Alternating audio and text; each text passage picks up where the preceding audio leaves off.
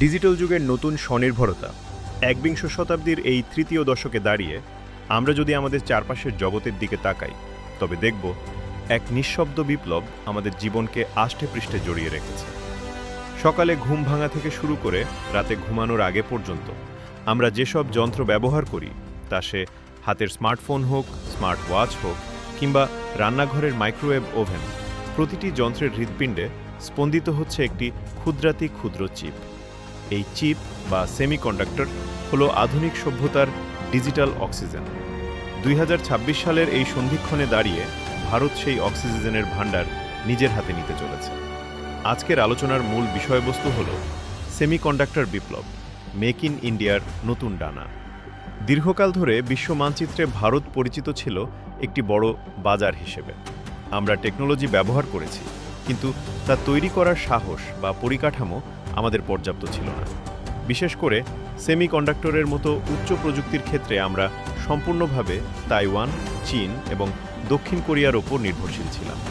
কিন্তু কোভিড পরবর্তী বিশ্ব যখন চিপের অভাবে থমকে গিয়েছিল, তখন ভারত অনুভব করেছিল যে প্রকৃত আত্মনির্ভর হতে গেলে সিলিকন প্রযুক্তিতে স্বাবলম্বী হওয়া ছাড়া কোনো বিকল্প নেই।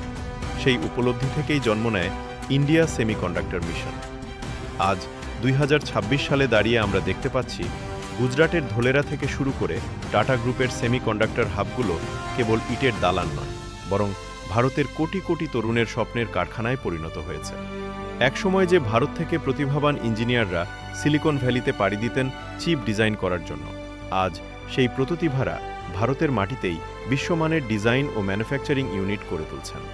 এটি কেবল একটি ইন্ডাস্ট্রিয়াল প্রজেক্ট নয়, এটি ভারতের ভূ রাজনৈতিক প্রভাব বা জিওপলিটিক্যাল পাওয়ার বাড়ানোর এক মোক্ষম অস্ত্র। সেমিকন্ডাক্টর শিল্পে ভারতের এই প্রবেশকে বলা হচ্ছে মেক ইন ইন্ডিয়া অভিযানের দ্বিতীয় পর্যায়ে। প্রথম পর্যায়ে আমরা অ্যাসেম্বলিং বা যন্ত্রাংশ জোড়া লাগানো শিখেছি, আর এই দ্বিতীয় পর্যায়ে আমরা শিখছি সৃষ্টির মূল কারিগরি।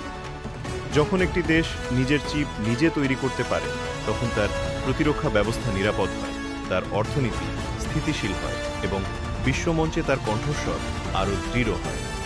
ভারত সরকার যেভাবে বিলিয়ন বিলিয়ন ডলারের ইনসেন্টিভ বা PLI স্কিম ঘোষণা করেছে, তা প্রমাণ করে যে আমরা আর কেবল স্বপ্ন দেখছি না, আমরা স্বপ্নকে বাস্তবে রূপ দিচ্ছি।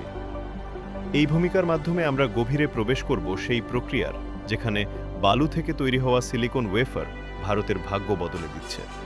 কিভাবে এই ছোট্ট চিপটি ভারতের অটোমোবাইল সেক্টরকে চাঙ্গা করছে, কেন বিশ্বের বড় বড় কোম্পানিগুলো এখন চীনের বিকল্প হিসেবে ভারতকে বেছে নিচ্ছে, আর সবথেকে বড় প্রশ্ন, এই বিপ্লব কি সাধারণ মানুষের পকেটে ইতিবাচক প্রভাব ফেলবে?